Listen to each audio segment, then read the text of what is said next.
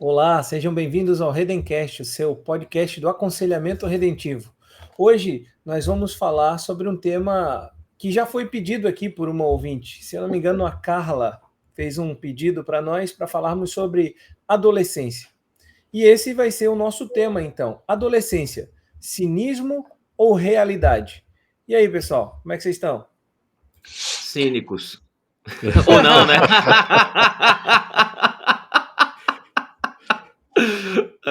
Que errado, que errado. Para vocês que não estiveram no bastidor, vocês não sabem que errado que ele fez.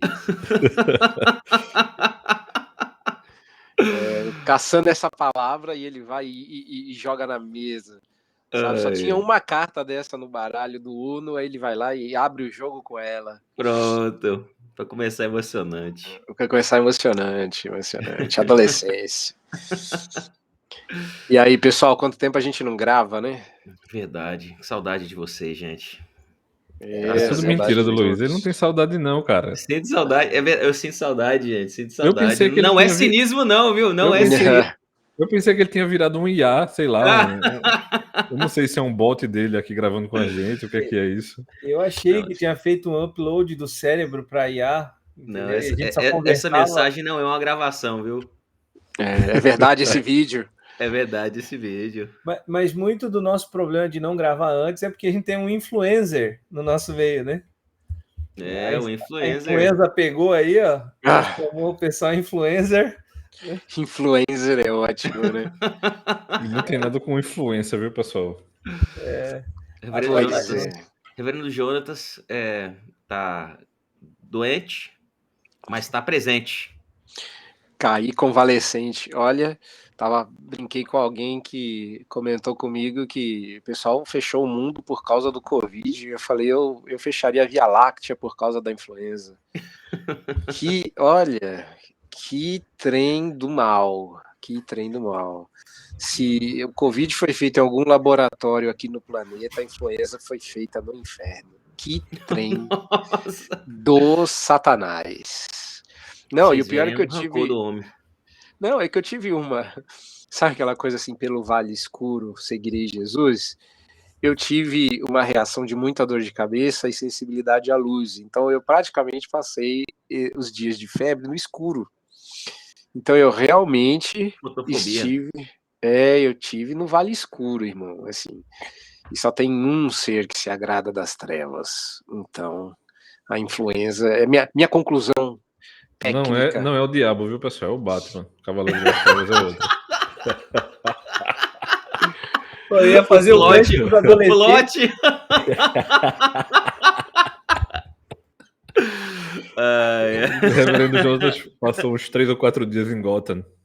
Aí o cara vira e fala, I'm Batman, mas eu ainda estou com a voz meio ruim da influenza. Se Deus é luz, o Batman é trevas. Não é? Bom, a gente começa com uma oração adolescente. Rapaz, Reverendo Uzias, saudoso Reverendo Uzias, das aulas já não existem mais de hiperetologia no JMC. Nossa, eu nem sei do que isso se trata. Pois é, disse que uma vez ele estava num doença grave, é uma doença muito grave. Que miséria. Não quero, não. E aí ele estava numa igreja, essa história é real, viu? É real essa história. E ele contou que ele estava no culto e a pessoa foi orar, provavelmente um adolescente, pelo que eu entendo da história, porque a pessoa começou a orar e faltou palavras para enaltecer a Deus. Já tinha gasto os 3 oni, né? Onipotente, onipresente, onisciente, e o Senhor é grande, o Senhor é isso, e faltando, e a pessoa falou, o senhor para mim é o Batman. Né? Que bom. Na oração, rapaz. Ai, coisa maravilhosa. Era ser o Batman e olha só, né? Que perigo. Pois é, estamos cínicos, né? Estamos cínicos. Pois é, e a adolescência nisso tudo? Por que essa fixação dos adolescentes pelo Batman? Seria pelas trevas? Rapaz, nós vamos falar sobre a adolescência de maneira geral ou a gente vai fingir que não existe um elefante branco na sala? Acho que é bom a gente começar pelo elefante branco, né? Vamos apresentar o elefante, então, né? Vai lá, Rodrigo. Não que você manje de elefantes, mas Até porque quem manja de elefante aqui, eu sei que é outra pessoa. olha que errado. Eu não conto irmãos, no dia que vocês vierem gravar conosco, seja lá quem você for, não conte nada nos bastidores. Tudo que você disser será usado contra você no ar. Você pode ser fortemente derrubado online. Não, derrubado não, se jogou, né? Se jogou. Eu não falei nada, eu só falei que tem outra pessoa que entende de elefante e se jogou nessa, né? Ai. Eu vou ficar quieto, então. É isso aí, né? Vamos falar sobre a adolescência, mas vamos tocar nesse assunto do momento aí, que é a série da Netflix que fez muito sucesso por esse período que estamos gravando, e ela fez sucesso por vários motivos, né? E a gente gostaria de destacar algumas coisas que, ao que nos parece, não está no radar de todo mundo. Afinal de contas, as pessoas estão percebendo o caráter técnico da série, que é realmente acima da média, mas estão caindo no laço que a série propõe a passar na perna de todo mundo. E a ideia aqui é apresentar algum tipo de parâmetro bíblico e teológico para que você possa entender, fazer o que Schaeffer mandou a gente fazer, né? Ler a cultura do nosso tempo através da arte, mas oferecer esperança pelo evangelho. Né? É isso. Eu diria que a gente ainda grava no hype, né? A cada nova entrada do YouTube, a gente vê mais um novo vídeo tecendo algum comentário sobre a série, né? A gente tem esse desafio pela provocação do reverendo Jonatas, do Schaeffer, mas eu acho que não é só uma questão cultural, eu acho que é uma questão dos desafios que a gente enfrenta em como a família tem se portado hoje, né? A gente tem um desafio cultural, tem um desafio da família, mas pensemos o seguinte: se a gente tem uma família sendo provocada, né? A gente vai ter também o desafio de como essa família reage a essa provocação. E eu fico me questionando, né? Eu trabalho com adolescentes aqui na igreja há um bom tempo. Hoje menos, mas antes mais. E a gente sabe que o que a série provocou é um desafio para a igreja permanente, ou para as famílias permanente, de maneira geral. Mas assim, eu acho que uma boa pergunta inicial é: os nossos filhos são um desafio ou se tornaram agora por conta da série? Eu acho que temos aqui algumas questões, né? Eu tenho filhas que ou já passaram pela adolescência ou estão passando agora. Você trabalha com adolescentes, o restante de nós vai olhar para isso com uma certa expectativa, né? Vou fazer igual o colega, né? Vou colocar aqui a pessoa que se jogue, né? Tem alguém que vai encarar isso em breve, né? E outro que vai demorar um pouco, ou seja, quando ele encarar a adolescência vai estar muito pior, né? Mas eu desde que li o livro do Paul Tripp, Idade da Oportunidade, e eu não fui para isso. Aliás, é importante eu contar essa história porque ela mudou paradigmaticamente minha visão da coisa. Paul Tripp esteve no Brasil há muitos anos atrás, há mais de 15 anos, e ele veio para uma conferência e eu estava assim sedento por ouvir a palestra dele sobre Guerra das Palavras. E ela não era a primeira palestra. para minha frustração inicial. E aí ele anunciou que daria uma palestra sobre adolescência. E eu reagi como um adolescente, fiquei emburrado e falei, eu não acredito que eu vou ter que ouvir uma palestra sobre adolescência, é o preço que eu vou ter que pagar para ouvir a palestra que eu quero ouvir. Rapaz, a hora que ele terminou a palestra, eu não vi como o livro veio parar na minha mão, eu já tinha comprado. Porque a minha vida mudou. E uma das frases que mais me pega nesse livro está logo no começo. E aí isso responde a sua pergunta, Rodrigo. Não podemos conservar uma fé robusta no poder do evangelho se continuarmos aprovando o cinismo de nossa cultura sobre a adolescência. Eu não tinha filhos adolescentes. E eu olhava para esse futuro com o mesmo medo cínico que todo mundo olha para a adolescência, que é um momento onde o seu lindo, fofo e amoroso filho se tornará num gremlin assassino e monstruoso porque passou da meia-noite e caiu Gremlin é água. muito bom. Porque é como as pessoas imaginam que a adolescência é assim, em algum momento entre os 12 e os 15, cai água sobre o seu filho e ele se transforma num ser irreconhecível, mau, animalesco, fruto dos seus hormônios, absolutamente imprevisível. Ou seja, olha a expressão, né? É uma força da natureza que não se pode conter. E o objetivo da adolescência é sobreviver a esses anos incríveis. E não, fazendo várias referências aqui, vocês que se virem para achar essas referências, porque elas são todas antigas. Nota de rodapé, eles vão refazer anos incríveis e fica esperto aí que pode sair coisa boa. Vamos refazer até Mundo da Lua. Então, assim, o pessoal tá voltando a esses assuntos porque era a nossa adolescência, a gente comprou esse cinismo e o mundo precisa da manutenção desse cinismo. Minha particular opinião é que não, os nossos filhos não se tornaram um desafio. Eles sempre foram. O que está mudando é o tipo de cinismo momentâneo.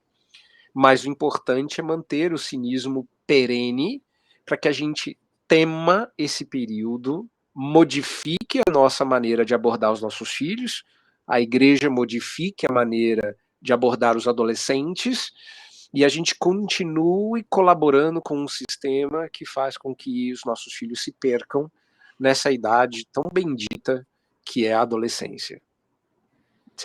Para começar aí sem polêmica, né? Mas eu acho que é importante falar da minha experiência também com o livro A Idade da Oportunidade. Não faz muito tempo que eu li, talvez se comparado com alguns de vocês. Porque eu estava no seminário ainda, né? E eu tive algumas fases, assim, no meu ministério, bem no início.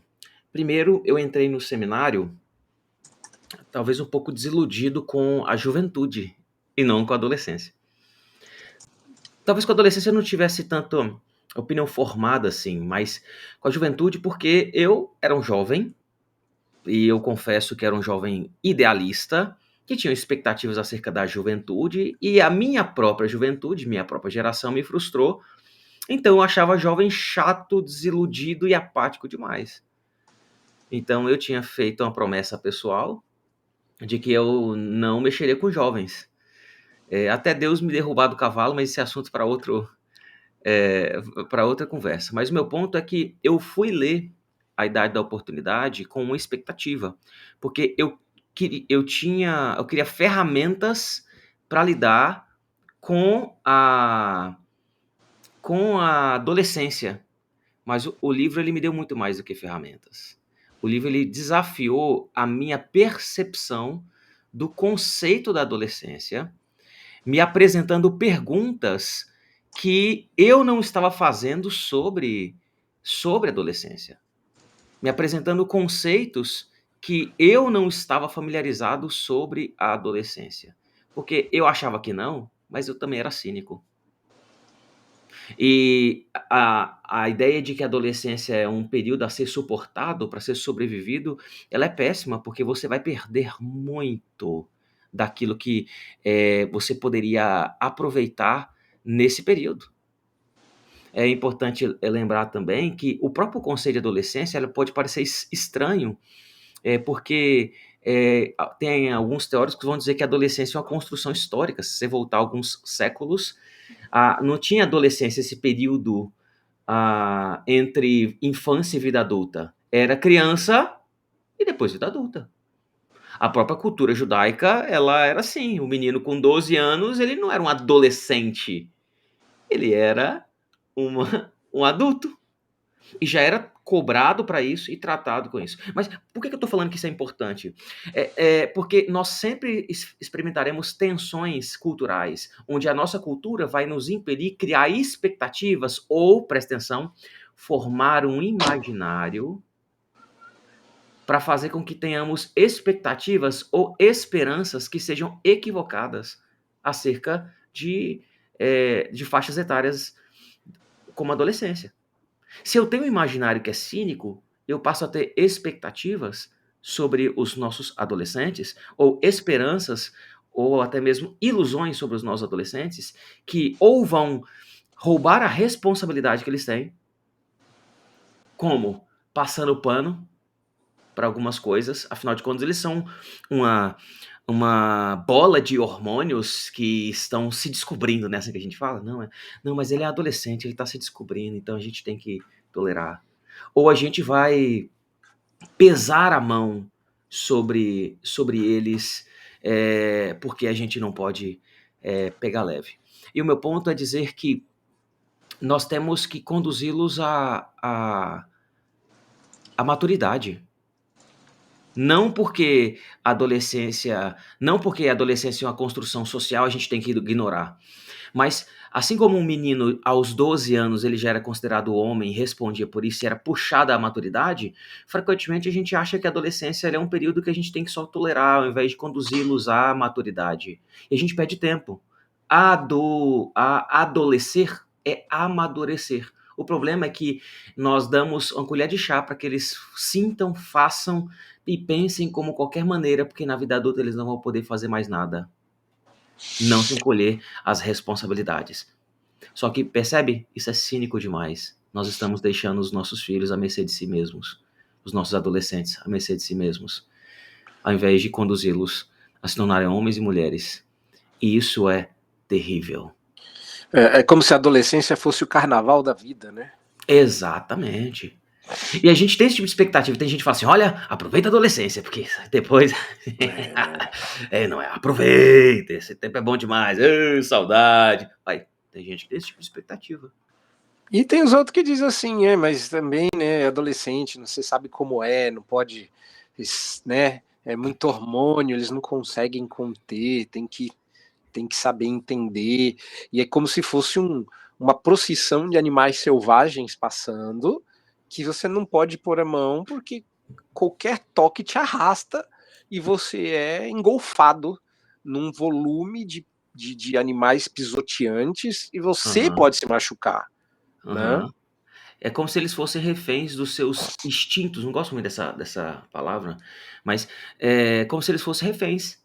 E por que falar disso é importante? Porque nós temos esse tipo de percepção de que, dependendo da fase, dependendo dos hormônios, a gente não pode moralizá-los, porque nós somos reféns deles. A gente fala isso sobre TPM também. A mulher de TPM não tem que ter domínio próprio. Afinal de contas, são os hormônios. Só que, na verdade, o espírito não domina sobre os hormônios também? Sobre o nosso corpo? O reverendo Jonathan estava falando aí, né, que eles poderiam ser gremlins, mas eu acho que, na verdade, estão mais para orcs.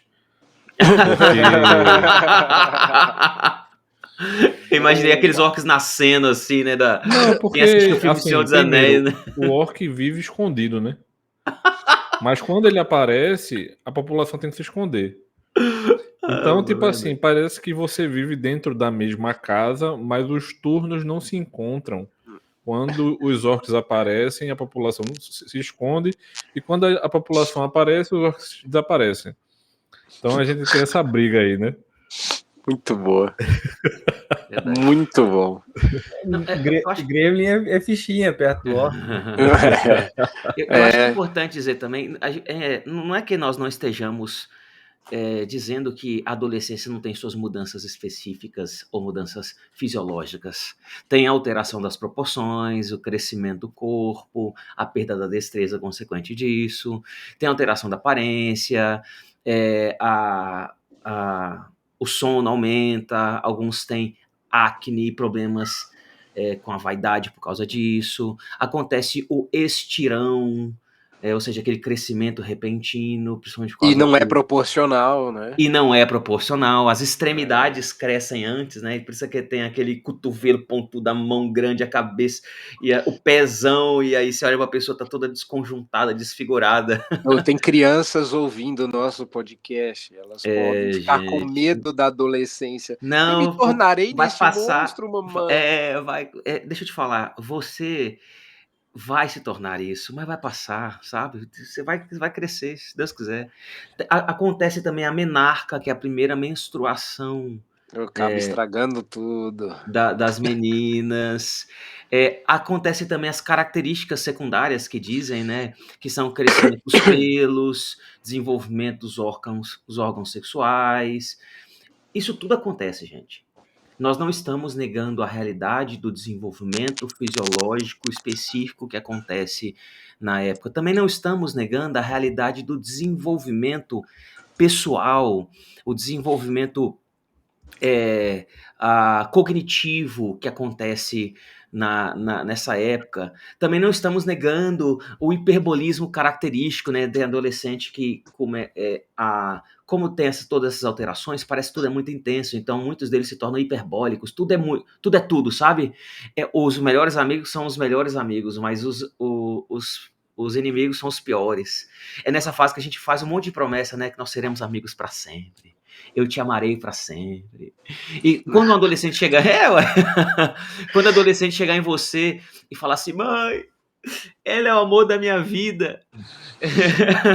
Nada mais passageiro que a adolescência e nada mais eterno do que tudo que acontece na adolescência, né? Nossa, é exatamente isso. Esse hiperbolismo, é importante dizer, eles estão sendo francos. Quando ele fala, ela é o amor da minha vida, até aquele momento. Ele não as dores não são fictícias. As sensações não são fictícias. Por isso que as alegrias são o topo e parece que as forças são as piores. Mas o que eu estou dizendo é que entre essas intensidades, delícias e tristezas, é possível viver com Deus, amadurecer, se nós não formos cínicos para com eles. Ao invés de chamarmos de aborrecentes, eles têm que ser tratados como discípulos que, dentro das suas especificidades, precisam ser tratados. Tem um coração ali que precisa ser conduzido. Porque eu disse que tem muitas intensidades, verdade? Mas, e já pensou se isso tudo for vivido intensamente diante de Deus? Para sempre esse adolescente vai lembrar. Eu vivi aquele tempo com o Senhor. Isso vai marcá-lo profundamente. É por isso que o Paul Tripp chama de idade da oportunidade. Da oportunidade. As conversões acontecem em massa nessa idade. A pergunta dele é uma balança, né? O que é que você vai fazer com essa idade? Exato. Você vai aproveitar ou você vai entregar para o que dizem? Porque se a Bíblia não diz isso, a gente deveria aproveitar. Mas aí eu acho que vem uma pergunta anterior. Se nós não temos aproveitado as nossas crianças, como aproveitaremos os nossos adolescentes? Ui! Exato. Não sabe brincar, né? Fala pouco, mas quando fala, estraga a brincadeira. Não, porque, assim, Jonatas tá na nossa frente em relação à idade das meninas, né? André é um pouco mais na frente do que eu. Mas eu fico pensando, As nossas crianças carecem de tempo. Não estou dizendo que a gente vai acertar no tempo dedicado a elas. É um desafio, você tem que estar ponderando ali, conversando com a sua esposa, se você conseguiu realmente dar atenção e gastar tempo com seu filho. Porque se uma criança já disse que eu quero fazer isso com meu pai ou eu quero fazer aquilo com a minha mãe, ela já mostra um quê de preferência e de desenvolvimento de relacionamento com os pais. E se você não continua alimentando isso, vai chegar lá na frente, não vou dizer que você perdeu, mas você vai ter mais trabalho. Então, se nós já ouvimos os nossos irmãos na igreja falando que dar trabalho, é por isso que o Tripp fala, né? É uma idade da oportunidade. Você vai ter que se dedicar a isso. Se não houver dedicação, você vai olhar e dizer assim, realmente é muito difícil. Você vai começar a se dar muitas desculpas. Então, se você não aprender a dedicar tempo ao seu filho, e na adolescência, como o Luiz falou aí, realmente você vai enxergar muito mais desenvolvimento, porque se a sua criança normalmente não lhe questiona ou lhe questiona menos, quando chegar na adolescência, acabou, amigo. Se ela tiver abertura para conversar com você, o questionamento vai ser lá em cima. E não querendo adiantar a parte com spoiler, porque não é necessariamente um spoiler, mas a sensibilidade que você demonstrou de dar um passo atrás e observar que a infância acaba sendo o segredo da adolescência, cara, a abertura da série, ela é fenomenal, porque ela faz sem palavras. Ela coloca as fotos. E, cara, muito bem observado. Cara, aquele momento pega a gente, porque é aquilo. Os piores episódios começam com as melhores fotos. Entende? E tudo foto de infância. Quando tiver E mostra oportunidade que a adolescência do menino não surgiu do nada. Quando tiver oportunidade de spoiler, eu quero comentar sobre essa questão aí. Antes de a gente ir para o spoiler, e nesse sentido aí que a gente tá tratando da idade da oportunidade, do hiperbolismo do adolescente, onde tudo é intenso, e principalmente essa questão do cinismo, onde a gente tem que se adequar aos padrões mundanos, fingindo que esse animal ele vai se criar sozinho, né? Que é isso que a sociedade diz, é um animal indomável, né? Pelo que vocês já falaram, tem como é que eu chamo? É ouvinte? É isso? Enfim, tem uma seguidora, porque ela nos segue, eu sei, eu a conheço, é a Cris. Cris, grande abraço, viu? Saudade de você, faz tempo que a gente não conversa. Ela faz uma pergunta sobre, nesse tema, na área da sexualidade. Ela diz assim, qual abordagem com relação à sexualidade nessa fase que a gente tem que ter com os adolescentes à luz da palavra de Deus e como abordar, à luz da palavra de Deus, essas mudanças impostas pelo mundo na área sexual, nessa libertinagem, como o Lacerda falou ainda há pouco, aproveita, essa é a fase, é agora, também nessa área sexual, e a gente ouve bastante isso, né? No sentido de como a gente vai contrastar esse pensamento social à luz da palavra, sendo que nós precisamos evidenciar a criação e a imagem e semelhança de Deus nos nossos adolescentes, né? E ao pleno entendimento dessa formação, desse fervilhar hormonal que é amadurecimento, como já foi falado, mas não é uma fase aleatória e extraordinária, é uma fase de amadurecimento, tanto física quanto emocionalmente, né? Então, como a gente aborda isso, essas mudanças no corpo, pois a sociedade diz que são essas mudanças, os hormônios é que determinam a sexualidade, né, do adolescente. Então, como a gente aborda essa especificidade da sexualidade? Bom, eu diria que, usando até o que a gente já sedimentou aqui, a adolescência é um momento não de coisas nascerem, mas de desabrocharem. É o momento do florescer de uma sexualidade que estava em semente na criança. Então, se a gente não rega essa semente, não prepara a terra para essa semente, ela vai crescer esquisita.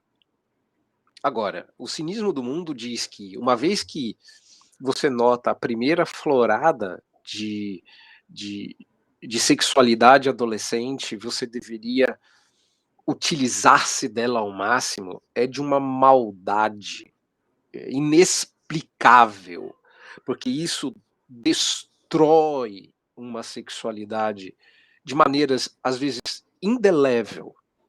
É uma regra que eu uso para quando eu falo com adolescentes, tá? Entenda, o virgem é o único que tem escolha no mundo. Olha, como presbiterianos, não é sempre que a gente tem escolha.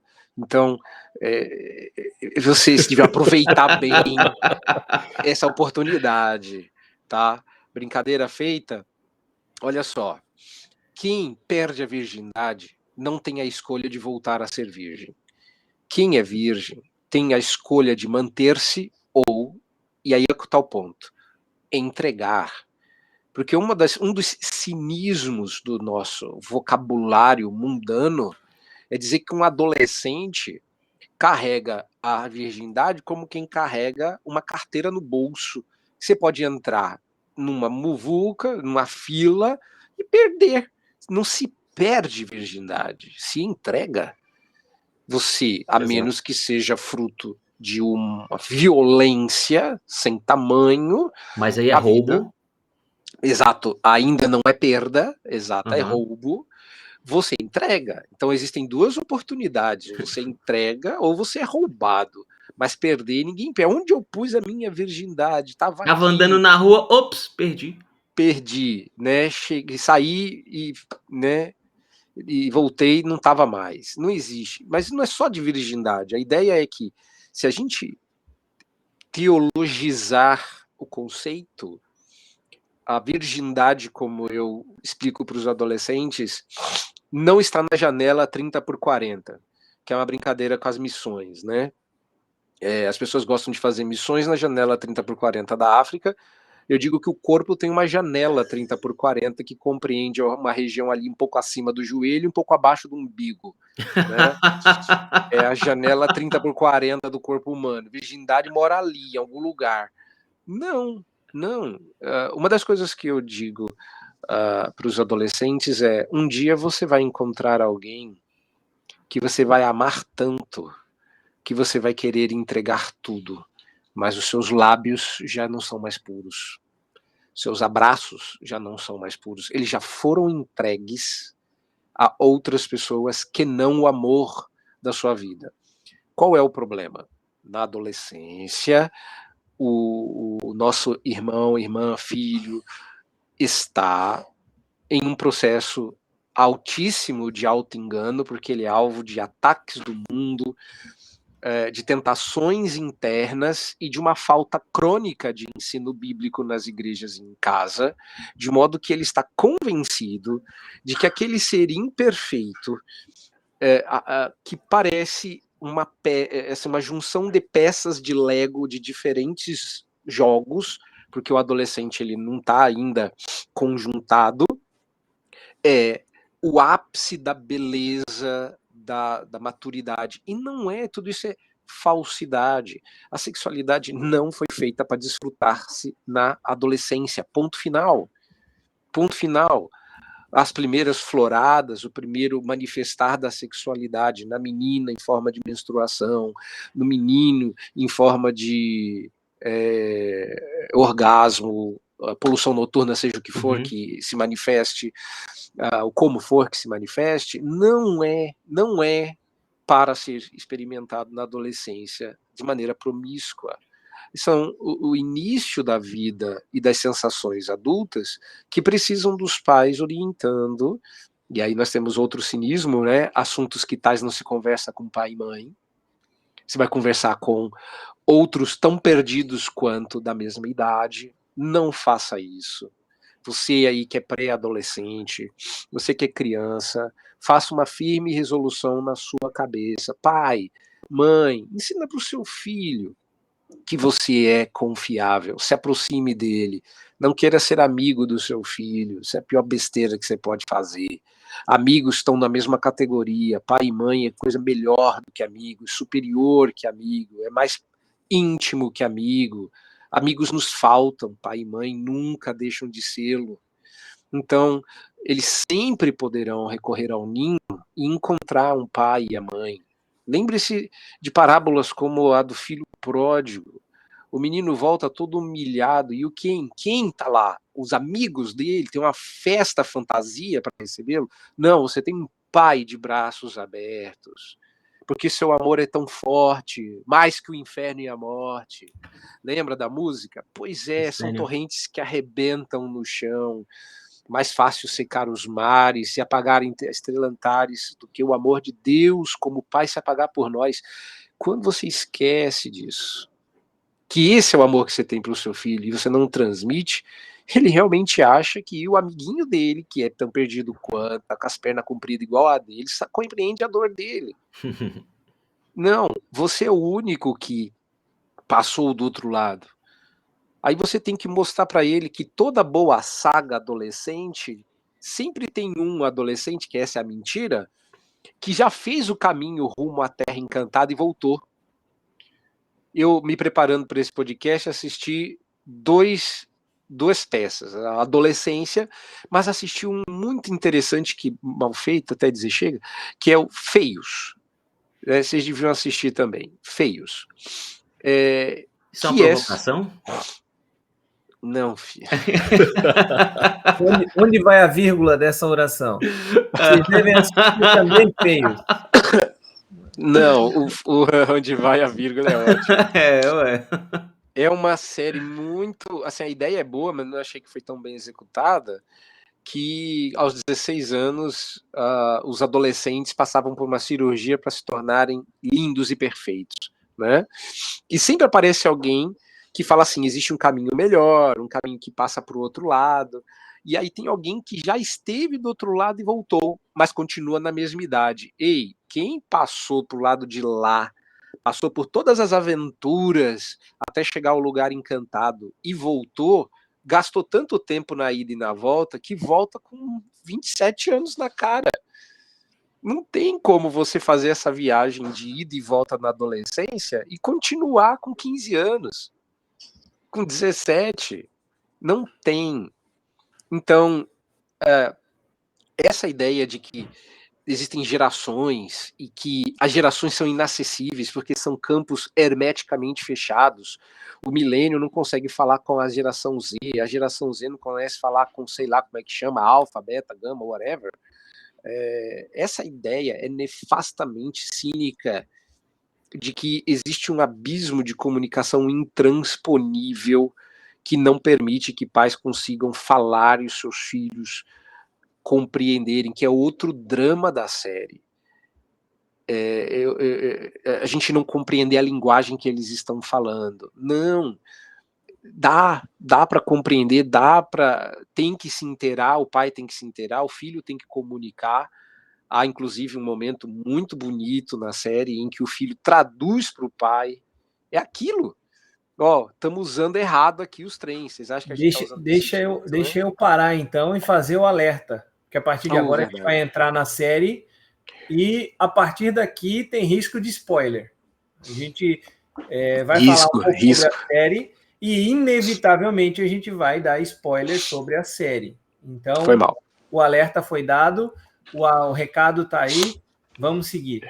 Deixa eu, já que eu interrompi, deixa eu emendar uma outra pergunta da Érica, que nos mandou. Ela falou que ela fica preocupada quando ela vê os adolescentes na igreja dela, embora não sejam muitos, de 15 a 21 anos, sem estudar, sem saber o que fazer. Ela fica preocupada, principalmente com os meninos. E ela pergunta como eu poderia ajudar. E o que eu achei curioso na pergunta dela foi a faixa etária que ela colocou, né? O Jonatas falou agora, não, porque você vai fazer essa travessia, e quando volta você está lá com os 27. Ela colocou a adolescência até os 21, né? Que é um padrão que a sociedade tem feito isso, cada dia mais prolongando essa adolescência. e aí hoje já tem adolescente de 40 anos vivendo na casa dos pais. Isso significa que a construção histórica que nós temos feito de criar um período para facilitar a transição da infância para a vida adulta não está sendo efetiva. Porque ninguém está Com crescendo. com certeza. Ninguém está crescendo. Na verdade, eles estão sendo deformados, estão chegando na vida adulta piores, sem se tornar adultos. E com expectativas irreais, porque uma vez que eles experimentaram o aval da adolescência, esse cinismo, eles estão chegando para as responsabilidades da vida adulta com um imaginário de que a vida boa é a vida da adolescência. Logo, eles não querem crescer. Prolongar isso o Exatamente, máximo possível. exatamente. Terra do nunca. E é conveniente fazer isso, sabe por quê? Alguém ganha com isso. E assim, quando eu falo de ganho, eu estou falando de ganhos financeiros. Quando eu falo de ganho, eu estou falando de ganhos morais. Tem alguém vencendo enquanto a gente está perdendo. Tem alguém rindo enquanto a gente está chorando. Tem alguém avançando enquanto parece que nós estamos retrocedendo. E se vocês me permitem, olha só, na nossa igreja, e não apenas na nossa igreja, várias igrejas têm os adolescentes, tem os jovens. Eu acho que é necessário a implementação de um programa de discipulado intencional para as faixas etárias das crianças, dos adolescentes e dos jovens. Não adianta você pegar ao início da adolescência sem ter passado ao discipulado pela criança, como já foi falado. Mas, entretanto, se tá chegando lá o jovem menino, como foi mencionado, os meninos, né, aos 12 anos, esse menino, ele precisa ser, assim como as outras meninas, ser discipulado. Todo mundo precisa ser discipulado. Então, os adolescentes, você não tem que jogar eles lá num buraco para eles se reunirem uma vez por semana, para passarem tempo juntos, sem a intencionalidade de cultivá-los para que todos cresçam.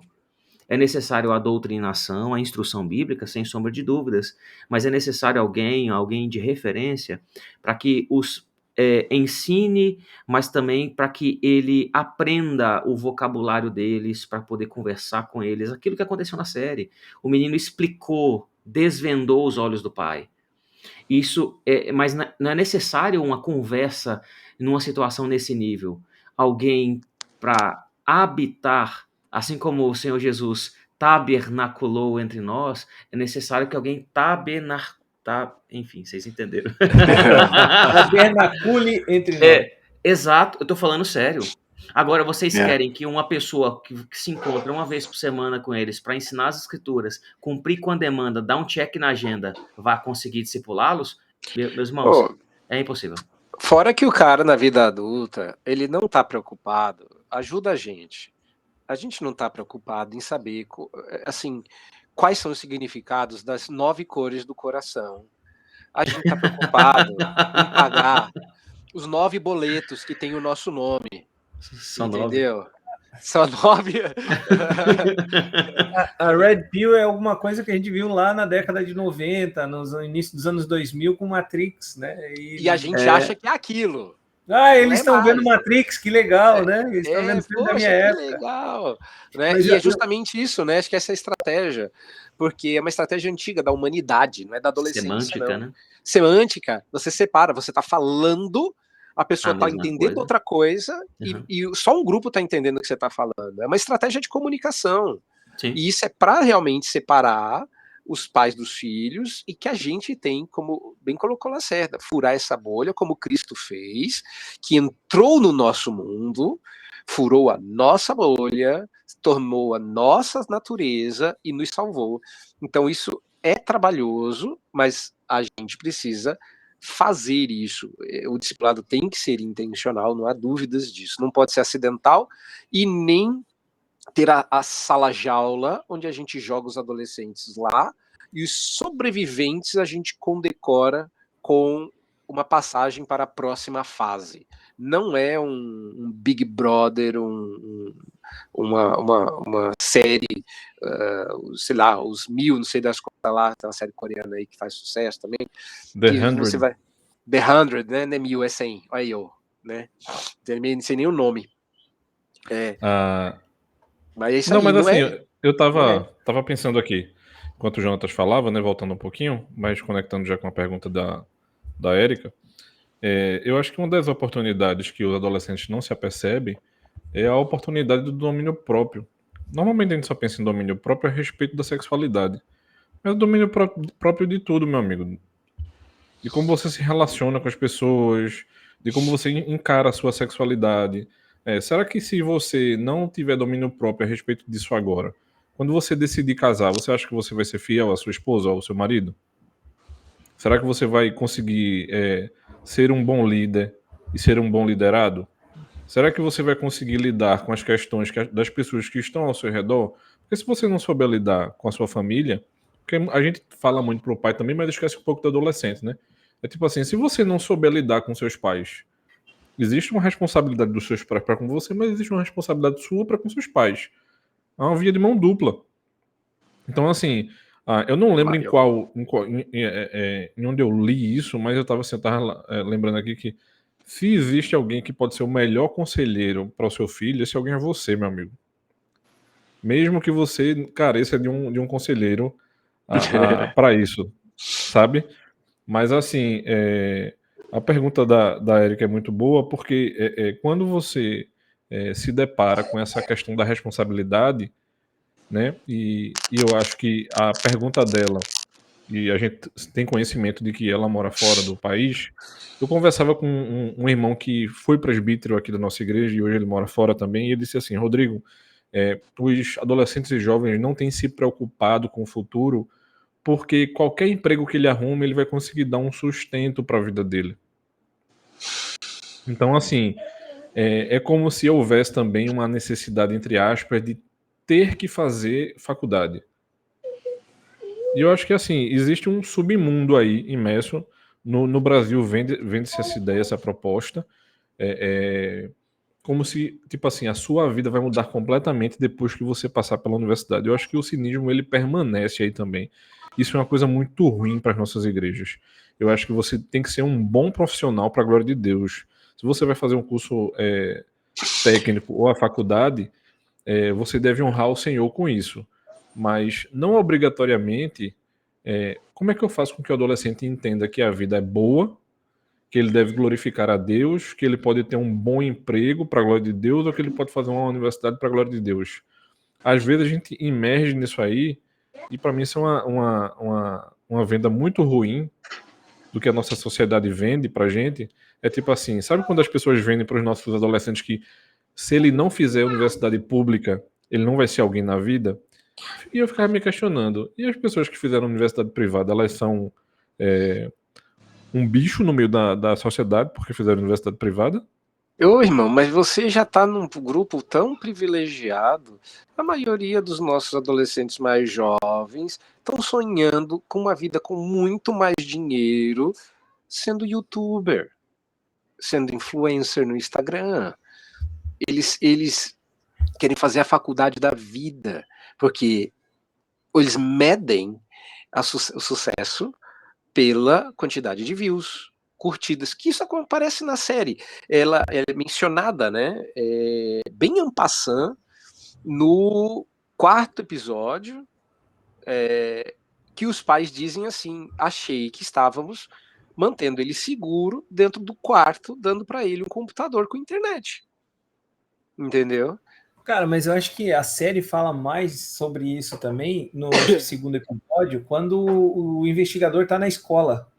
O episódio 2, que é o da escola, é O muito bom a respeito disso. foco é ele achar ali o motivo, a motivação e tal, mas o ambiente criado na escola, dos adolescentes nem aí, sabe? Cada um na sua, a indiferença com a questão do ensino, inclusive o professor sendo indiferente, nunca chega no horário, professor, não sei o quê, sabe? E ele dizendo que comigo não morreu, né? Ó, não sei de nada, só tô aqui, whatever. Enquanto a preocupação dos caras mas todo mundo tem Instagram, mas isso não dá curtida no Instagram, mas isso aí não sei o quê. Que é onde o filho do investigador chama ele e fala, e começa a mostrar os símbolos, e eu acho curioso também a resposta do investigador para a investigadora. Ele diz: eu acho que essa foi a conversa mais longa que eu já tive com meu filho em toda a minha vida. Eu acho que ali caiu uma ficha importante, né? Aliás, essa série é feita de quando ele fichas, decide. não tem quase nada, assim, mais ou menos. Quase todas as fichas que caem são cruciais. Você observar, por exemplo, que um cara teve uma conversa daquela já na adolescência e foi a maior da vida, perdeu a infância inteira, né? E eles vão fazer o quê? Comer batata frita. Não, e a preocupação dele antes. Meu filho, eu estou entrando na tua escola, eu acho que eu vou entrar na tua sala, mas fica tranquilo, não vou mexer com você. Sabe? Preocupação é deixar o filho largado. Ó, filho, vou fingir que você não existe, tá? Vou te deixar no teu mundo aí, não quero invadir o teu mundo. Pois é. Já eu fui criado por um Abdias. Meu pai, uma vez rapaz, eu fui fingir que não estava sendo beijado pelo meu pai olhou assim pra cara e falou assim: no dia que tu tiver vergonha de ser beijado pelo seu pai, não precisa mais chamá-lo de pai. Falei, beija aqui, pai, beija aqui. Beija aqui.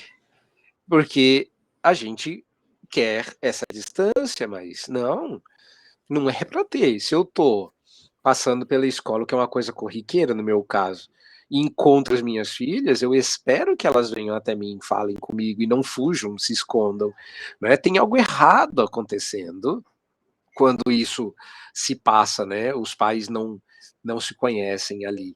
E é talvez essa parte, na minha opinião, mais cínica da série.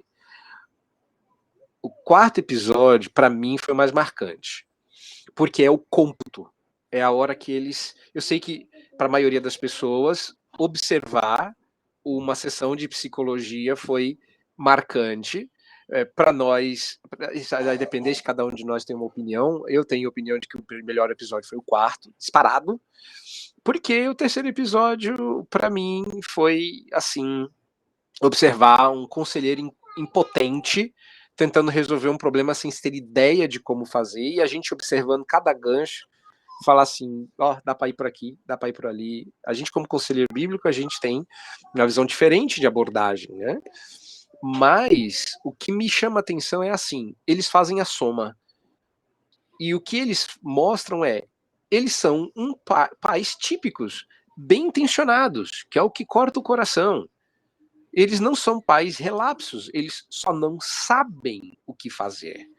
E eles estão fazendo o que é considerado melhor da era presente.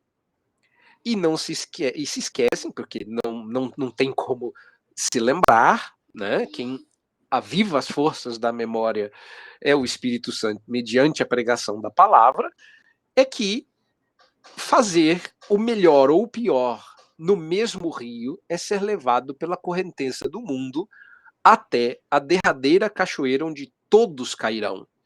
E eles caíram. Então, eles ficam ali no jogo de empurra e puxa, a gente falhou, a gente acertou, a gente foi bom pai, a gente poderia ter feito mais, e tem esse lado, mas não é só isso, porque a série deixa o quarto episódio com uma participação da adolescente, mas não coloca ele no final, só os pais, como que dizendo, essa é a sensação que fica, os pais são culpados. Então, se vocês me permitem encerrar essa minha parte aqui dizendo que já a escritura inverte o tabuleiro. Tem 10 mandamentos nas escrituras que são a base da nossa regra moral, e o mandamento para honrar o pai e mãe não é uma ordem para pai, é uma ordem para filho. O mandamento é para você, adolescente. O mandamento é para você, jovem. O mandamento é para você, criança. Deus está falando com as crianças: honre seu pai e sua mãe. A gente lê assim: eu tô adulto, tenho que cuidar dos meus velhinhos. É verdade. Mas você aprende isso quando você é criança. Você aprende isso quando você é adolescente. E se você não ensina o seu filho a te honrar, ele vai chegar no ponto que você quer. Ele não vai te decepcionar.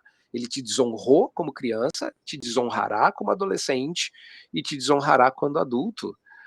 É por isso que a escritura fala que as crianças, do episódio 2, deixadas por si mesmas, são vergonha para o pai.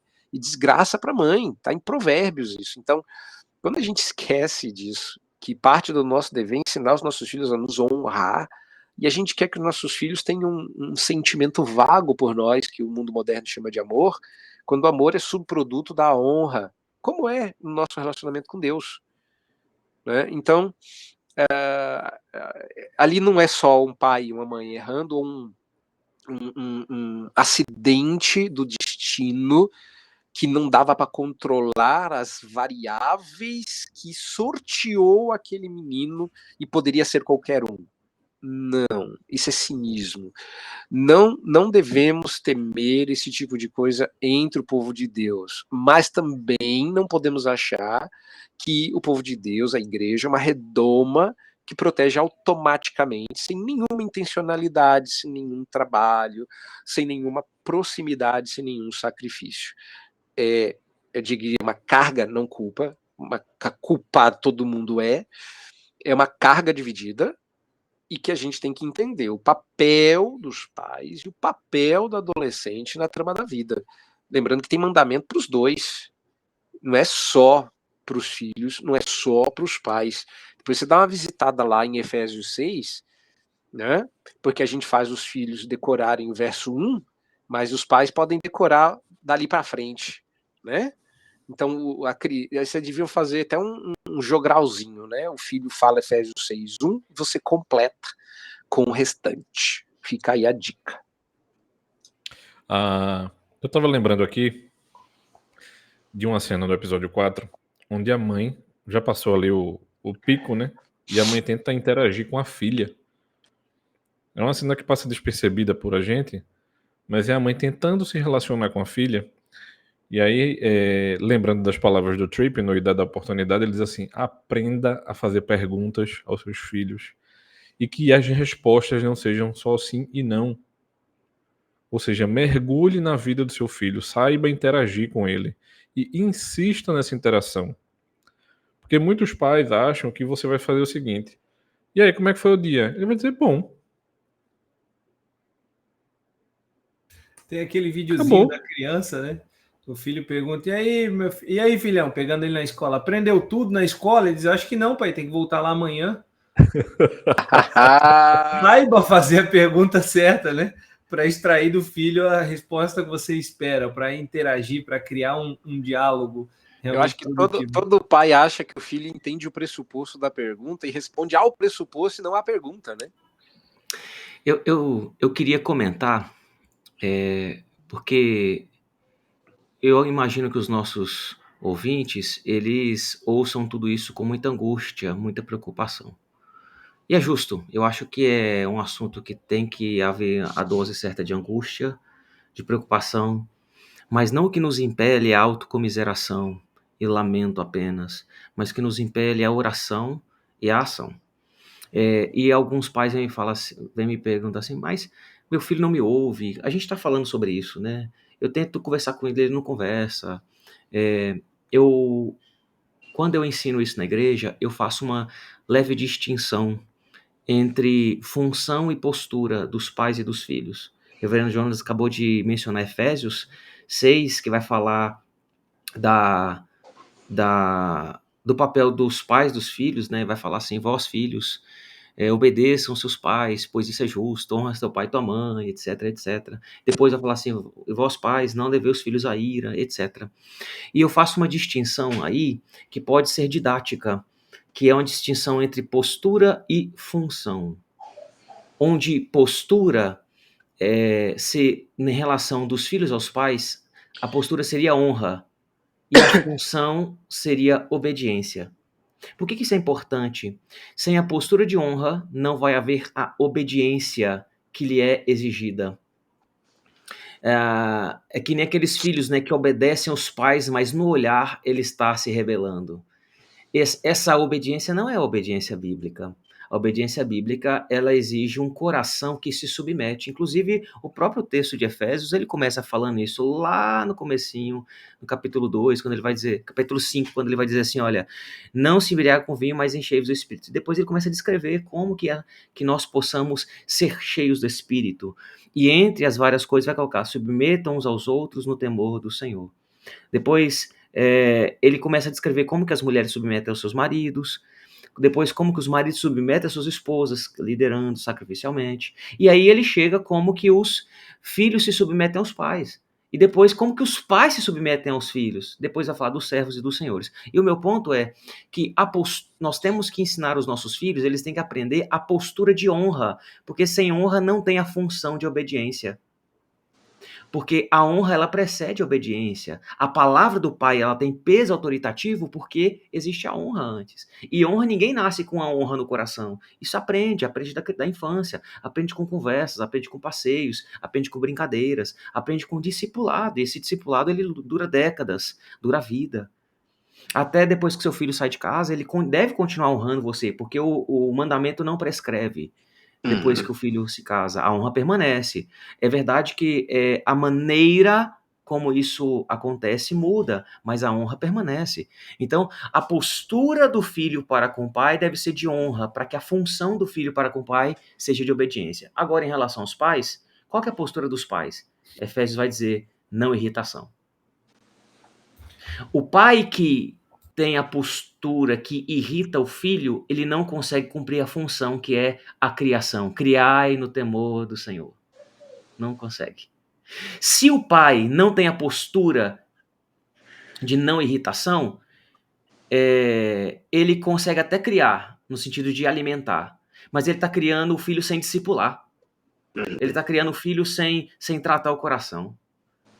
Aí ele me pergunta, como é que eu falo de sexualidade com seu filho? Olha, a sexualidade começa no coração, e se você já não tem acesso ao seu filho para discipulá-lo, você não vai conseguir falar sobre comportamento. E convenhamos, se você falar sobre comportamento, é pouco demais.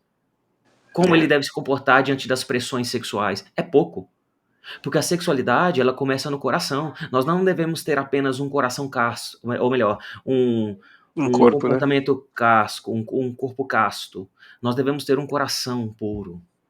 Lembra o apelo do sábio, né? Filho, dá-me teu coração. Exato, exato. Agora tem pais que eles são destemperados, eles são irritados, eles são inconvenientemente repetitivos. Pais vão ser repetitivos, então estou falando contra isso. É porque a gente precisa repetir para o filho aprender. Mas estou falando de inconvenientes repetitivos. Eles medem força com os filhos, eles são destemperados, eles dizem palavras malditas. Quando o filho falha, ao invés de perdoar, discipular, abençoar, ele amaldiçoa o filho. Você vai ser isso mesmo, que não sei o quê. E começa a amaldiçoar. E quando pais têm essa postura, eles vão perdendo os filhos. Quando chega na adolescência, os filhos já estão perdidos. Perdidos em que sentido? Eles estão longe? Não. E sim. Eles estão longe. Não longe dos braços, mas estão longe do coração. Eu acho que muito, desculpa te interromper, que você me lembrou uma coisa que eu falo bastante, que muito do que a gente considera medidas para não perder um adolescente já deveria ser entendido como missão de resgate. Exatamente. Ele já está perdido. E aí me fala, como que alguém vai criar no discipulado do Senhor, cuidando do coração, como é proposto lá em Efésios 6, sem ter a postura de não irritação? Eu vou te dizer uma coisa aos pais que estão nos ouvindo. Quem não aprende a não irritar o filho, ele não aprende a criar o filho. Pode aprender a sustentar, mas não criar. Tá? E pais irritam seus filhos de diversas maneiras, sendo superprotetores, ou seja, achando que é eles que vão... E isso seria uma boa, porque o pessoal acha que irritar é fazer brincadeirinha que o filho fica bravinho, né? Não é isso, não. Não Isso pode. É muito inocente. Não pode deixar o filho irritadinho. Ai, meu papai! Não isso pode. É cinismo. Irritei meu filho. Tá. Os pais irritam seus filhos sendo hipócritas, exigindo dos filhos o que eles mesmos não praticam. Os pais irritam seus filhos sendo inconsistentes, corrigindo o comportamento num dia e no outro dia tolerando. Tem filho que é assim, eu não sei o que meu pai quer, um dia ele fica bravo comigo, no outro dia eu penso que ele vai ficar bravo, não ficou. Pais irritam seus filhos... Os pais irritam seus filhos quando a ordem do pai é desfeita pela ordem da mãe. Exatamente, isso é inconsistência. E pais irritam seus filhos quando há competição entre os filhos e os pais, onde há um jogo entre os pais e os filhos. Pais irritam seus filhos sendo legalistas, exigindo perfeição com expectativas irreais, sem exercer misericórdia. Pais irritam seus filhos sendo críticos, nunca encorajando e alimentando, e consequentemente alimentando senso de inutilidade nos filhos. Pais irritam seus filhos não se arrependendo. Pais irritam seus filhos quando não exercem disciplina. Quando não pedem perdão. Quando não pedem perdão. Quando falta afeto. Pais irritam seus filhos, inclusive, quando eles não sustentam um bom casamento. A gente precisa levar em consideração que o pressuposto bíblico para uma boa criação de filhos é um bom casamento. Por isso que Paulo sempre trata do casamento antes de falar dos filhos. Sempre. Tem uma ordem de prioridade, casamento, filhos e trabalho. Isso aparece em Efésios, isso aparece em Colossenses. É uma ordem didática, tá? E se a gente lembrar disso, a gente aprende que o buraco do problema é mais embaixo, é no coração. E a ira dos filhos, muitas vezes, é uma espécie de colheita amarga de palavras impensadas e disciplina impiedosa. Pais que exigem apenas obediência imediata, mas não demonstram amor constante, eles criam soldados, não filhos. Opa, perfeito essa, hein? Vocês pegaram? Essa foi boa. O que é muito pouco.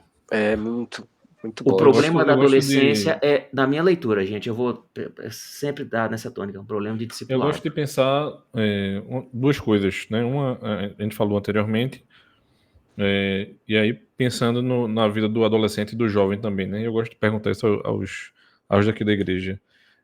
A Bíblia não diz honra o teu pai e a tua mãe crente.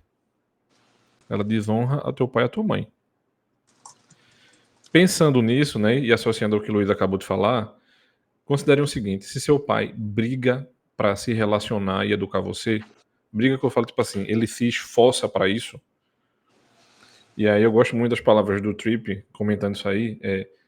Existe um desafio onde o filho vai provocar o pai a não se entregar à sua pecaminosidade, seja por desrespeito, porque você achou que seu filho desonrou você, ou porque ele confrontou o seu ego, ou porque ele confrontou, digamos assim, aquilo que você tem como caro e que por muitas vezes é pecado do seu coração. E isso vai acontecer também em relação ao filho. Às vezes o seu pai vai errar com você. E Deus está construindo o seu caráter através disso aí. A permissão de Deus em que seu pai erre com você, e aí eu não estou dizendo que essa constância não tô alimentando a constância do erro, que você precisa fechar os olhos, mas eu acho que os filhos também precisam orar pelos pais para que eles sejam melhores pais, e eu sempre confronto isso aqui e desafio os jovens e adolescentes para que eles orem pelos seus pais, para que eles reconstruam seus relacionamentos para isso, né? Isso eu não estou dizendo que os pais não têm que ser desafiados também, mas eu gosto muito dessa perspectiva que o Tripp ele nos lembra de o quanto o Senhor permite que muitas vezes o nosso coração seja desafiado, seja pelo nosso filho, pelos nossos pais, mas Deus está construindo o nosso caráter através disso e das coisas que a gente vai passar mais na frente com outras pessoas, e que a gente não vai ter essa oportunidade do treino, digamos assim. O treino já passou, seu relacionamento com os pais já foi construído, ou com seu filho já foi construído. Agora você vai mais uma vez ser desafiado perante outras pessoas, e que você não vai ter tanta liberdade para isso. A oportunidade já passou. Então, assim, se a gente não tiver um coração perante o Senhor, de entender que nós somos instrumentos do Senhor para moldar o coração dos nossos filhos através do Evangelho, mas tendo um coração diante do Senhor, é que nem o Luiz e o Jonas acabou de falar, a gente está perdido. A gente não está perdido porque não educou o nosso filho. A gente já se perdeu antes. Porque se eu não quiser ter esforço, o Tripp já começa batendo logo no começo do livro. Eu não olhei nem para os meus filhos, eu olhei para o meu casamento. Disse, Senhor, o quanto eu sou egoísta. O quanto eu quero estar no meu conforto aqui, dentro do meu mundinho aqui. E se a gente não abre mão de algumas coisas para que a nossa família funcione diante do Senhor, não funcione dentro aquele construto que ensinaram a gente, que família é isso, que lá é daquele jeito e tudo mais, não. É dentro daquilo que a Escritura nos ensina. Se a gente fecha os olhos para isso, a gente está perdido. Então vai estar perdido o meu relacionamento com a minha esposa, vai estar perdido o meu relacionamento com os meus filhos, e você vai ter uma família em crise até sabe Deus quando. Eu não sei, sabe? Tipo assim, então é vida perante o Senhor, é corandeu realmente. É se você não estiver disposto a estar com o Senhor caminhando para que o seu relacionamento com a sua esposa esteja diante do Senhor e com seus filhos também, vai ser muito difícil. O meu ponto aqui também é enfatizar exatamente isso. É que o problema geracional é um problema espiritual.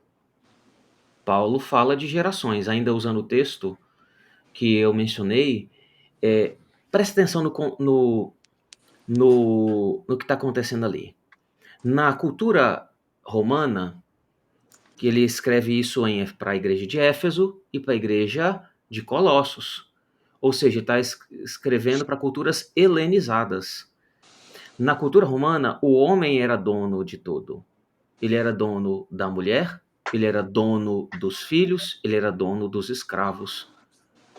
Então fazia sentido nos códigos familiares ser escrito, ser endereçados apenas aos homens. Afinal de contas, não importava mencionar nada diretamente às mulheres, nem aos filhos e nem aos escravos.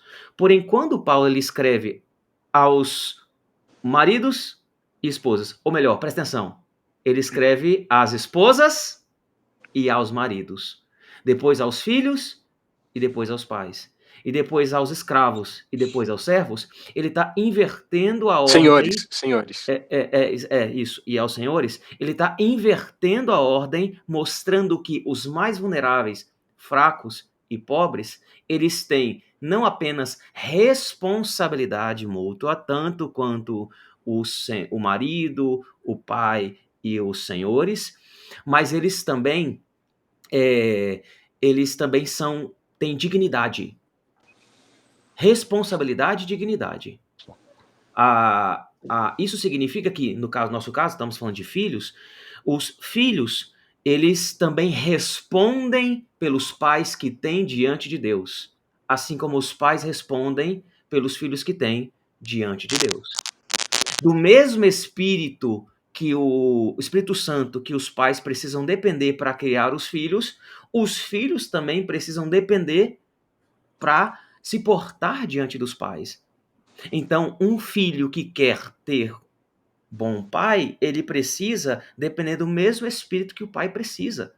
É aí que eu reforço o que você está dizendo, Rodrigo, que é necessário orar pelos pais, para poder que os pais sejam transformados, para que as tensões se resolvam. E ainda que não se resolvam, pelo menos os filhos aprendem a ser filhos cheios do Espírito Santo. Eles também respondem diante de Deus. Um filho não pode chegar diante do pai e falar assim, meu pai é ruim. Mas aí a pergunta de Deus é, e você? É um bom filho? Cara, eu acho que essa série, agora caminhando para o fim, ela teve um objetivo não de responder, mas de levantar perguntas, né? Tanto que a trama da série não é o caso propriamente dito, mas é o relacionamento familiar e a fase adolescente e tal. Então a ideia da série, imagino eu, e a gente viu em várias pessoas comentando que é para despertar nos pais essa preocupação da realidade dos filhos atual. Mas eu acho que teve também algumas reações a essa série no sentido de desesperar os pais. Os pais acabaram ficando desesperados, dizem, nossa, então eu não posso confiar no meu filho, então eu não conheço meu filho, então o que é essa adolescência? E eu acho que o papel do nosso episódio hoje foi exatamente mostrar que não é assim, né? Não é. A gente pode ter tranquilidade diante da palavra de Deus, diante das instruções de Deus, de que os nossos filhos, se forem instruídos desde a tenra infância na palavra de Deus, sobre a autoridade da palavra, aprendendo e vendo na nossa vida de pais o temor a Deus e a fidelidade às leis de Deus, a gente pode ter uma fase adolescente tranquila com os nossos filhos. né? Eu acho que, embora a série tenha trazido essa perspectiva de desesperança para os pais, no sentido da adolescência, a gente deve corrigir isso aí. O propósito do nosso episódio aqui foi esse, de dizer não há esperança, desde que a gente se sujeite à lei de Deus e que nós como pais, nos gastemos na instrução dos nossos filhos, como a Bíblia ordena, né? O Shema fala de instruir o filho em todo o tempo, na lei de Deus. Então, eu queria só que vocês, caminhando para o fim, finalizassem o nosso episódio falando exatamente nessa questão de uma perspectiva de desesperança que foi suscitada pela série e a esperança à luz da obra de Cristo e das Escrituras. Façam isso e a gente já encerra, já como encerramento do nosso episódio. Minhas palavras serão poucas, meus irmãos. No livro Idade da Oportunidade, uma das coisas que chama atenção é que o Tripp diz que o nosso adolescente precisa de senso de escatologia. Ele precisa de uma perspectiva de futuro. A gente tende a olhar as coisas muito momentaneamente. Então, no aconselhamento redentivo, a gente chama isso de esperança de glória, né? Quando você olha para o futuro e antevê a boa obra que o Senhor está fazendo e há de completar. Então muda a sua perspectiva de futuro, que isso passa para o seu filho. E troque. Adolescência é uma fase que eu tenho que sobreviver, e esse é o objetivo, para outro objetivo. O objetivo final da adolescência é que seu filho faça pública a profissão de fé. Que você anteveja esse dia com tanta esperança, porque você está trabalhando com um objetivo definido. E qual é o objetivo definido? Preparar o seu filho para que, assim que ele tiver os primeiros arroubos de maturidade, ele diga: a fé dos meus pais é a minha. E agora o desafio é mais meu do que deles, ainda que eles me ajudem nos mesmos desafios. Porque não tem fase da vida em que você não tenha que vigiar, orar, resistir e lutar para não cair em tentações. A diferença é a porcentagem de ajuda. Quando você é menor, você depende mais dos seus pais. Quando você é maior, você depende mais do seu relacionamento com Deus através do Espírito Santo. Mas muitos pais não sabem o que esperar da adolescência. Para mim, sempre foi a pública profissão de fé. É o momento onde as minhas filhas olhariam para trás e diriam: até aqui o Senhor me trouxe, e me trouxe para este momento de cume, onde eu assumo que a fé dos meus pais é minha. Então estabeleça isso como objetivo, mas não como esperança de torcer igual, será que vai chover hoje? Vamos torcer que sim. Não, quando você tem esperança de glória, ela exige trabalho prévio, para que você... É uma espécie de expectativa de colheita da sementeira que foi feita. Então a gente tem que fazer bem o trabalho de sementeira, sachar a terra, limpar, escolher boas sementes, regar, fazer tudo. É claro e óbvio que Isaías 5 deixa claro que existe a possibilidade de, aspas, algo dar errado. Mas não é essa nossa esperança de glória. A Escritura, por outro lado, diz que se você, aí que já parafraseando o texto que é muito mal entendido em Provérbios, encerrando minha fala, né, que se você ensina a criança no caminho que ela deve andar, ela, quando grande não se desviará dele, né, eu gosto da tradução poética que o reverendo Vadislau faz. Ensina a sua criança a gostar quando ela é pequena, que quando ela crescer ela vai continuar gostando.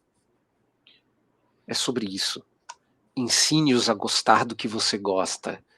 Goste de orar, goste de ir à igreja, goste dos irmãos da igreja, goste do pastor, goste da mensagem, goste da doutrina, goste de tudo que te faz ser um cristão, e seus filhos vão olhar para aquilo com a expectativa, com a mesma expectativa que um dia você olhou, que Paulo fala de Timóteo.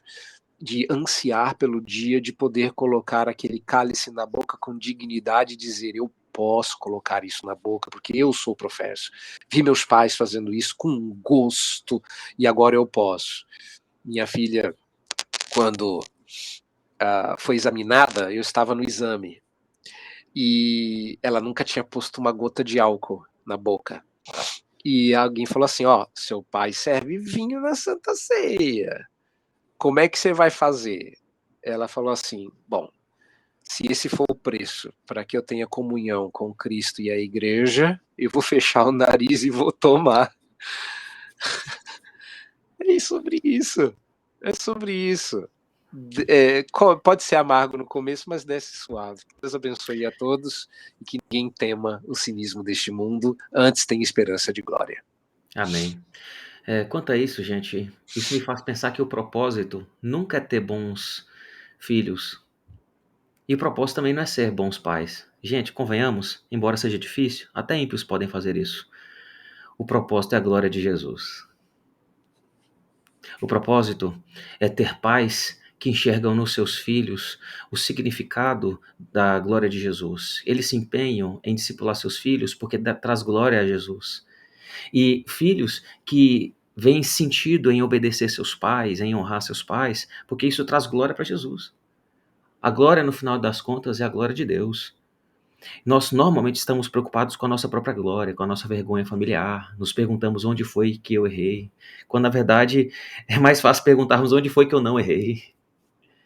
Porque no fundo a gente está muito preocupado com a nossa própria glória. Mas o propósito é a glória de Jesus. Mas também Jesus não é apenas o propósito, ele é o padrão. Ele é o modelo. Veja, ele é o modelo de filho. Ele é o filho que nós não conseguimos ser. Mas ele também é o rei, o senhor, que nós não conseguimos ser. E, por fim, ele é o nosso poder. Jesus, olha só, Jesus é o propósito, o padrão e o poder. Eu preciso dizer aos filhos e os pais que nos ouvem, vocês não vão conseguir na força do próprio braço. Tem que ser na força do Senhor. Ele é o poder que nós precisamos para não olhar com cinismo para essa geração de adolescentes, mas para olhar para eles com esperança. O Deus das Escrituras é um Deus que salva de geração em geração. Nós podemos achar que essa geração de adolescentes está perdida. Contudo, eu vejo que essa geração está sendo salva. Deus tem os seus eleitos nessa geração de adolescentes. E eles vão ser nossos pastores no futuro. E aí nós vamos perceber que Deus cumpre as suas promessas, Deus dá o seu poder. E quem sabe um dos seus filhos ou suas filhas não sejam as nossas lideranças quando tivermos mais velhos. E então louvaremos o Senhor. Mas nós já podemos começar a arregaçar as mangas, orar e depender desde agora. Tem esperança. E a esperança está no poder de Jesus, do Espírito de Jesus. Para concluir, se eu e você nós tivermos a humildade de mostrar aos nossos filhos de que aquilo que eu e você não conseguimos fazer, Cristo, o Senhor, ele consegue fazer de maneira plena, metade dos nossos problemas já serão resolvidos. Se a gente conseguir conduzir os nossos filhos dentro da perspectiva de que eles podem construir as virtudes dentro do amor de Cristo, tá tudo certo, vai estar tudo resolvido.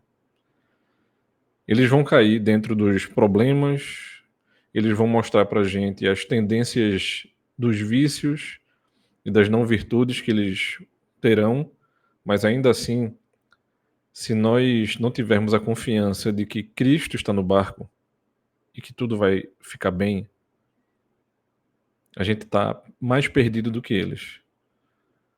Mas se eu tiver plena confiança de que eu tenho feito o melhor que eu posso, sem me esquivar, de que eu tenho a humildade de olhar para o meu filho, pedir perdão e desculpas a ele, e de saber que quando eu não estiver mais aqui, nem eu nem minha esposa, o melhor pai sempre estará com ele, tá tudo certo, irmãos. Tá tudo certo. Amém. Amém. Amém. O Rodrigo não sabe brincar de verdade. eu queria, por uma questão de justiça, só ler duas perguntas. A primeira, sobre a série, a ouvinte fez a seguinte pergunta: a série Adolescência fala sobre apenas alguns pontos que influenciaram os adolescentes. Quais os outros pontos que vocês adicionariam e por quê? Eu acho que essa foi a tônica do nosso episódio. Acho que essa pergunta foi respondida ao longo do nosso episódio. Então, só fica aí o registro de que nós ouvimos e buscamos responder essa pergunta. E tem uma outra tem uma segunda pergunta. Vocês acham que faltou falarem sobre a influência da pornografia na série? Aqui o buraco é mais embaixo, aqui a coisa é mais complexa e talvez a gente aborde, talvez não, com certeza, embora não tenha uma data para isso, a gente aborda esse assunto da pornografia em um outro episódio e a gente expanda o assunto durante todo o episódio e não dê só uma pincelada, porque isso é um assunto um tanto quanto profundo e complexo, digno de um episódio inteiro, tá certo? E eu queria só finalizar, acho que o Jonatas tem aí na mão o livro do Trip. Eu tenho, mas a versão de 1820. Então deixa pra lá. Eu ia pedir só pra editada mostrar, pelos Incas. Eu ia pedir para mostrar. Olha aí, ó. Tem as duas versões aí. O Rodrigo tem a versão mais nova e o Jonatas a mais Eu tenho a versão Millennial e ele tem a versão geração Z. Gen Z. Então, essa é a indicação de literatura que a gente faz. Eu queria pedir liberdade ao André para indicar mais dois livros. Um é um livro só, em inglês, mas a Nutra decidiu partir em 4, que é o Adolescência, do Lupriolo. Eu acho que vale a pena a leitura também. E o outro é de uma autora que não é muito conhecida dentro do evangelicalismo brasileiro, mas é uma irmã muito hábil, chamada Julie Lowe, e o nome do livro dela é Criando Filhos pela Fé, Não por Fórmulas. E aí é para paz de maneira geral, não dá esse enfoque na adolescência, mas assim, se eu posso dar uma dica para você esse livro aqui, meu irmão, leia o quanto antes. Não espere seu filho se tornar adolescente, não. Leia o quanto antes. Ele vai ser útil para você como pai, não só de adolescente, mas como pai e mãe de maneira geral. Bom, é isso, gente. Foi um episódio e tanto, e espero que com tudo o que foi falado você tenha sido abençoado, você tenha sido edificado acima de tudo, e que isso tudo redunde em modificação, mudança na sua vida, reflexão, para a honra e glória do nome do nosso Senhor Jesus Cristo. Se de certa forma você foi abençoado com esse conteúdo, eu convido você a compartilhar com outros. Uma vez que essa série se expandiu aí, todo mundo fala sobre ela e todo mundo tem assistido, envie o link desse episódio para pessoas que comentaram com você sobre essa série, para que eles tenham uma outra perspectiva acerca desse tema da adolescência. E a gente volta a se ver e se falar em breve no próximo episódio. Não esqueçam de curtir, de comentar, de compartilhar. Se inscrevam no nosso canal, se inscrevam nas nossas redes sociais, tá certo? Tanto, o Jonatas levantou o dedo, tanto nas individuais aqui, de cada um, que está aí o @ de cada um, quanto no canal do Aconselhamento Redentivo, tá? Em todas as redes sociais. Deus abençoe e até o próximo episódio, se Deus assim permitir.